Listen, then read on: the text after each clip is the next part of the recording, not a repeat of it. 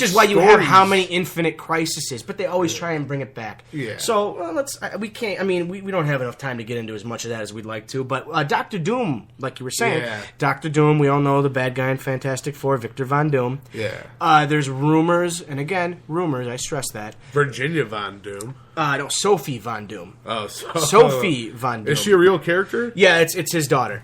Oh, they're really talking. Fox said they're not ruling out the possibility of going with a female Doctor Doom. So I could see Sophie Von Doom. Well, does that mean they're going to be continuing the movie continuity then? Do you think, by any chance? No, I don't think so because again, they're all going to be younger. See, but Doctor Doom. Like honestly, you think I don't know much Fantastic Four, but I know Fantastic Four villain Doctor Doom. Yes. You think of another Fantastic Four villain off the top of your head? No, not I mean, it's really. the Marvel Universe. They share a lot. They do. So, I mean, there's that. So, again, she might be a woman. And if she is, great. You know what? I'm all for diversity in these movies.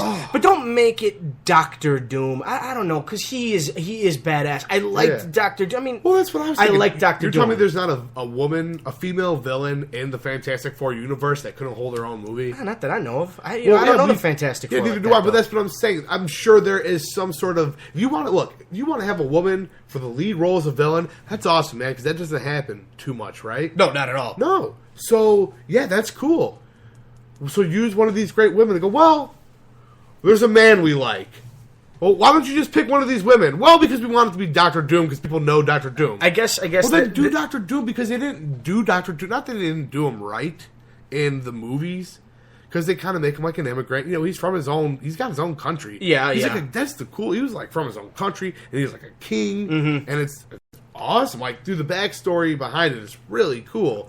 So do it. It's right there. If you want to do a woman role, then pick one of these female villains we have already. Yeah. And introduce them to the world. I get you. I know exactly. So, I understand completely what you're saying. A little ranting for you. But. Hey, rant away, man. This is what this is for. Ranting about comic movies and comics. So next up, we're going to move on to Ant-Man. Evangeline Lilly. She was in The Hobbit. She's from Lost. She has been cast as the lead female role in Ant-Man. And we don't know who she's going to be. My speculation is that she's probably going to be Hank Pym's daughter. Any chance she's the wife? Well, who is this girl? What do I know her from? She's in Lost. And you may not know her. I've seen maybe a lot more of the work. How old is she? She's in her mid-30s, probably. Hank Pym's daughter. She's beautiful, too. Don't get me wrong. Oh, she's a gorgeous girl. I hope she's a little something more than a love interest, because I feel like that's what female roles get lumped into a lot. Yeah. So we'll see what she turns out to be. But again, the dynamic between Hank Pym, if Hank Pym is going to be the villain, and Scott Lang, Paul Rudd, is going to be the hero. Well, how cool would it be for the hero to be banging the villain's daughter? Come on, man. Yeah, how about that? I don't know. And that's a reason for a villain to really hate a hero. I don't know. It's like Meet the Parents meets the Parents Ant-Man Avengers. Style. Yeah, like. So we'll see who she's going to be. So that's going to be interesting. So we're going to move on to some bigger news. Paul Bettany yesterday was confirmed that he is going to play the Vision in the Avengers 2. Okay. Now, Paul Bettany currently voices Jarvis, the Iron Man voice that's in his suit. Yeah. So, if you know anything about the Vision, he was created by Ultron to fight the Avengers and eventually switches sides when he kind of realizes the human condition. I think Ant-Man calls him a synthezoid.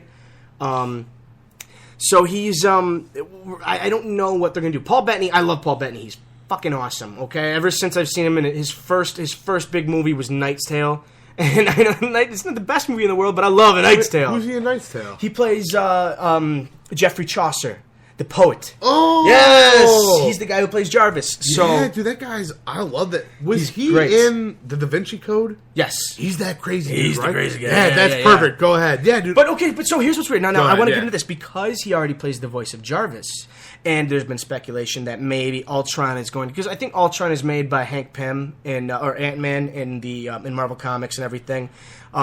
There's also been I think it's another Iron Man suit that kind of goes rogue and fuses with an alien life form in a So way. it's like an organism. There's like a very good chance, I think, that maybe the Vision is going to be one of the Iron Man suits kind of gone rogue and evolves. And the fact that Paul Bettany is going to be playing the Vision might mean that Jarvis, who is, the voice of the Iron Man suit technically, might turn into the Vision. And there you go. Now that makes sense of why is Paul Bettany playing technically two of the same people in one movie, which is kind of unheard of for a big-budget movie like this. How about it? So we'll see what they do. I think when I first heard that, I thought maybe if they're both faceless characters for the most part, like, well, maybe he's a decent voice actor and he can kind of do. And I'm sure he is, but I think there's a good chance because they chose him that the Vision and Ultron are going to have something to do with the Iron Man suits, basically. If you know the Vision costume, it's like one of my favorite. It's pretty sweet, costumes. yeah. It's cool. It's got like the red kind of like or pink mask. Red. He's got a cape. There you go. I love capes. You gotta have a cape. I love capes, man. I would wear a cape all the time if people didn't look at me funny. Yeah, you'd wear a cape all the time if you wouldn't get committed for it. Yeah, well. So we'll see. Hey, man, being Batman would get committed too if they ever got a hold of him. So I'm Batman. Iron Man. I'm sorry. The Avengers 2 is already being loaded up with people. And speaking of being loaded up with people, God, that sounds so wrong. We're fucking 5 over here, people. The Spider-Man movie. BJ Novak. BJ Novak was cast in it a while back. Talk about a clusterfuck. BJ Novak was cast in it a while back. BJ Novak is from The Office. He was also in Inglourious Basterds, even though he doesn't have many lines. Yeah, I know what you're talking about. So he was cast a while back, and it was revealed that he is going to play Alistair Smythe. Okay. Now, Alistair Smythe, if you don't know, his father basically didn't like Spider-Man. I think he dies from radiation. Alistair Smythe doesn't like Spider-Man. He starts the Spider Slayers.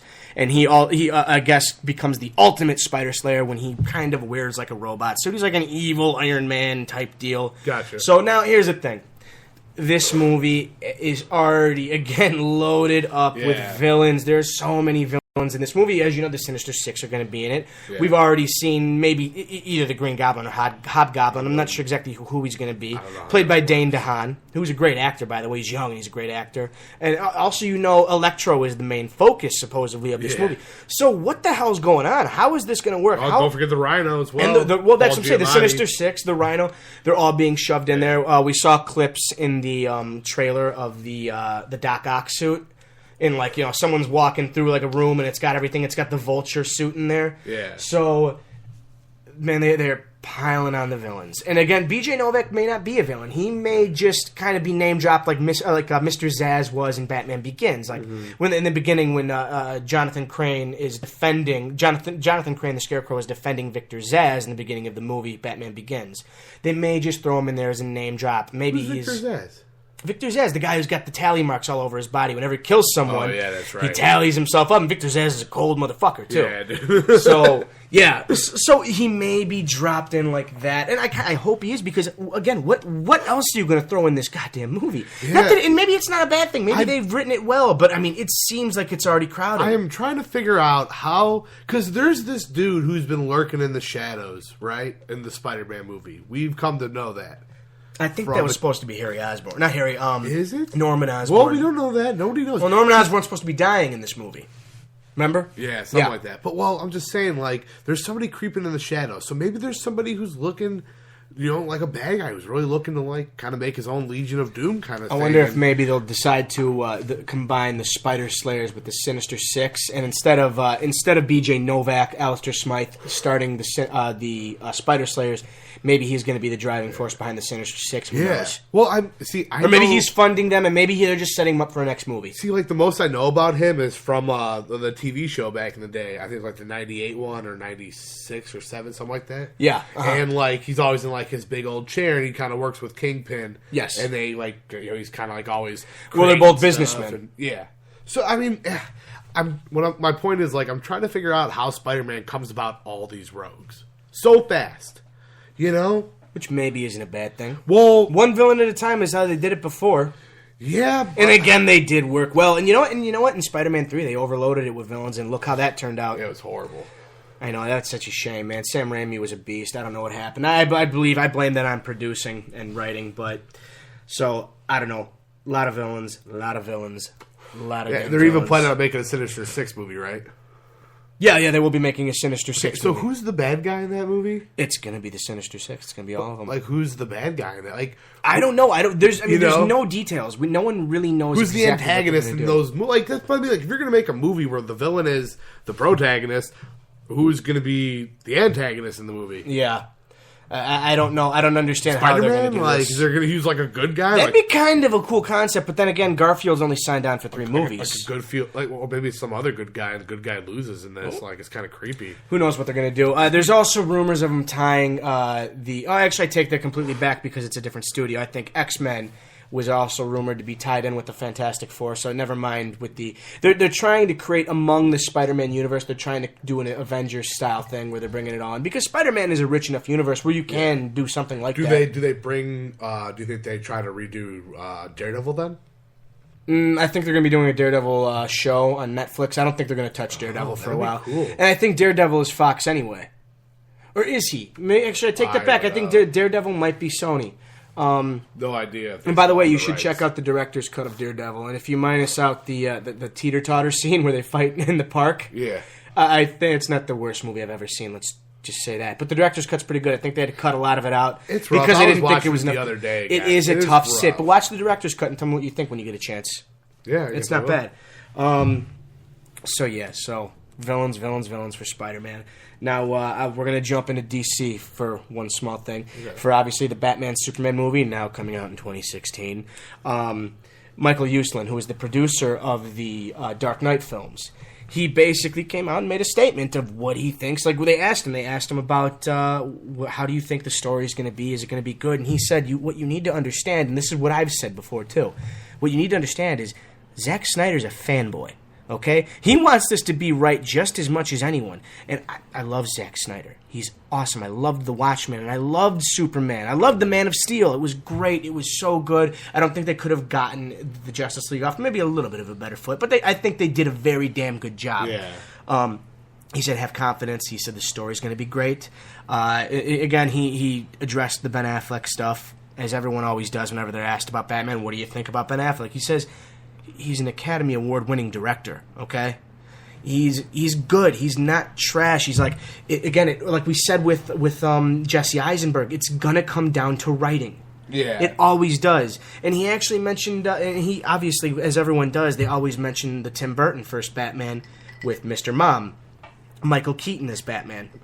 Yeah. And everyone lost it over that one. Once again, when the Joker was cast, like, oh, the gay cowboy from Brokeback Mountain's going to be the Joker. Now what do people say?